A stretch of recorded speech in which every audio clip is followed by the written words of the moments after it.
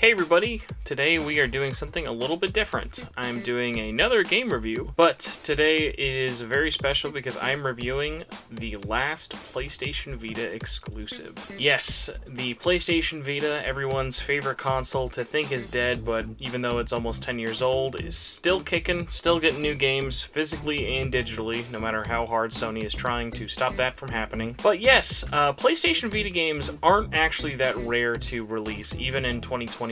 But what is rare is to see a PlayStation Vita exclusive. This means it is not on Steam, it's not on any other consoles, it wasn't brought over from any other system, and currently is only on one platform and one platform only, the PlayStation Vita. And that game is Battle Rockets, specifically Battle Rockets 2.0. So what's really funny about this game is its history is kind of weird. It released to very little fanfare last year, like almost a year ago exactly as of this upload. And to celebrate the year-long anniversary of it being a PlayStation Vita exclusive and out, the developer decided to basically rework the game in terms of giving it some new characters, giving it some new features, giving it a couple of extra new modes, and ended up delisting the original game and then putting up what is now just Battle Rockets 2.0. And while it is kind of a shame that if you didn't buy the game before it was delisted, if you were one of those lucky few like myself who bought it before the cutoff date at the end of March 2021, you now have two separate versions that you can go back and download with two separate trophy lists, which are also very easy platinums, might I add.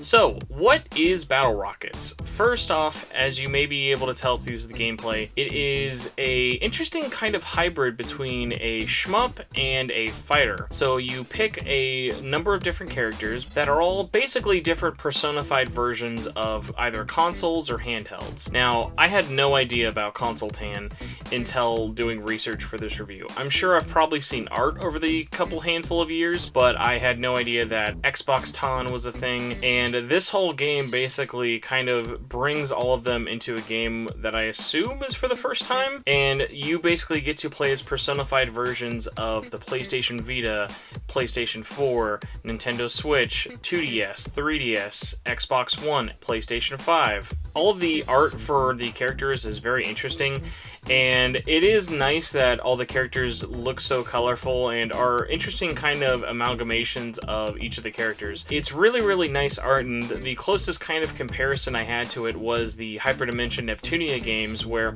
you can be a little bit more forgiven on the outside looking at Neptunia and not necessarily knowing all of the girls are based off of systems, but this one's definitely way more in your face with it. When you look at the Nintendo Switch character, you will know that the red and blue is for Nintendo Switch. So 2.0 adds 4 extra new characters, 3 new multiplayer modes, and a couple extra single-player challenges. Now, the 3 extra multiplayer modes are basically kind of remixed versions of the original 3. So when you start up the game, you can choose between 8 single-player challenges. And if you want, there are now new, more difficult versions of each of those 8 single-player challenges if you want to kind of challenge yourself at the game. And for multiplayer stuff, it is all head-to-head local multiplayer with one system. So, player 1 holds the left side of the Vita and controls your character that way with the analog stick and D-pad. And player 2 is controlled by the right side of the Vita by holding the right analog stick to move around and pressing the buttons to attack. It's an interesting concept, and a couple of PlayStation Vita games have tried the one system, multiple players. One of my favorite examples of this was Dive Kick back in the day. You didn't see it too often, but it was just one of those fun things of, I think the Vita is really, really perfect for if you did live with someone, whether it be your partner or a friend who came over. It was kind of fun just to be able to pull out your Vita and just on one system play with stuff like that. I really appreciated the fact that they added new multiplayer modes, even if it is just kind of remixed versions of the original 3 from 1.0. And as you can probably tell, this game is not going to wow anyone in the graphics department. It is made by a small team called Gumbo Machine and also had some help by 4Daysoft. It is a very, very simple concept by a team who is clearly passionate about wanting to put something out for the Vita, but it's also important to remember this is a small team of developers who helped make this happen and is not going to be the most graphically impressive or polished thing you've ever seen in your life. But for me, honestly, one of the biggest things that motivated me to buy this outside of the fact that it was getting delisted soon for 1.0, was this was an exclusive. I wanted to check it out. It's priced at $9.99, and there are definitely some things I can complain about. The single player challenges, unfortunately, kind of range between, okay, I know what to do here, it's going to be over really, really quickly, or is going to take a very, very long time, or is going to be very, very grindy, or just kind of overly long. You sort of get the point. You can finish some challenges in 5 seconds, or they're going to take somewhere between like 2 to 3 minutes. The single player challenges are really nothing more than a way to earn a couple of trophies to your inevitable platinum, but thankfully the multiplayer modes are a lot more fun in my mind. So there are 3 different multiplayer modes for you to choose from, and each one has a new Redux version for you to pick as well. Out of the 3 modes, you can pick between Cash Grab, Short Fuse, or Dual Shock.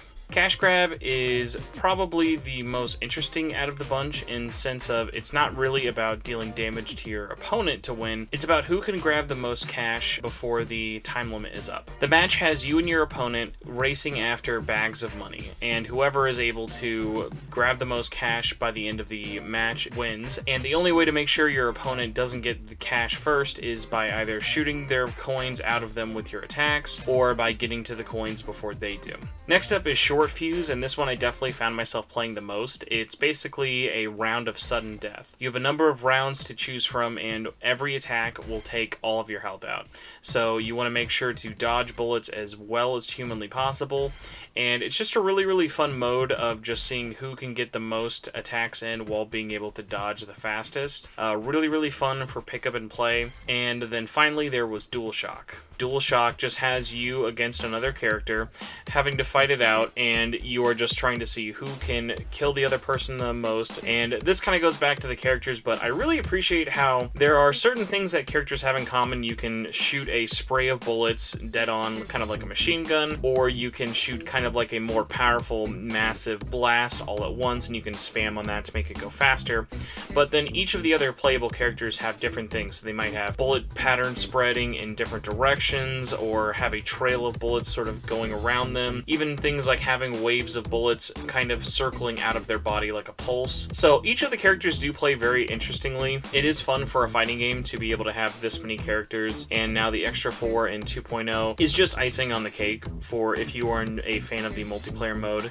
Important to note though, it is local multiplayer only. You can only play on your Vita. There's no ad hoc, there's no Wi-Fi, so you are going to have to find someone to play this with in person if you want to actually play multiplayer. Otherwise, you can just be really good at pretending that your right hand is someone else. But hey, that's just between you and your right hand. No one else needs to know. No judgment here. At the end of the day, I think $10 is a little pricey for Battle Rockets, whether it be 1.0 or 2.0, but if you're someone out there like me who just wanted to support a developer who was honestly crazy enough to make a PlayStation Vita exclusive not only in 2020, but also update it in 2021, my hat is off to you, Gumbo Machine. Thank you so much for trying to support the system the best you could. I'm interested to see what your other games are. I like that Battle Rockets, while not the most amazing game of all time, is an interesting attempt at local multiplayer on one of my favorite systems, and is just an interesting concept you don't really see that much in general with any video game these days. So that is Battle Rockets, the last PlayStation Vita exclusive. It has its fair share of problems, but at the end of the day, I didn't regret spending my $10 to check it out for being the novelty of the last final Vita exclusive. But as long as you have the right mentality going into this, you're either going to know if this is up your alley, or want to add this to your list before the PlayStation Store closes. Let me know what you think of Battle Rockets in the comments below. Thank you so much to Gumbo Machine for giving me the B-roll you are seeing for this footage. I purchased the game myself just because I wanted to support the developer, but getting native Vita footage is a little bit impossible for me at the time, so that helped me out a whole heck of a lot for this video. Either way, thank you all once again so much for watching. Have a good rest of your day, and I'll see you later. Bye.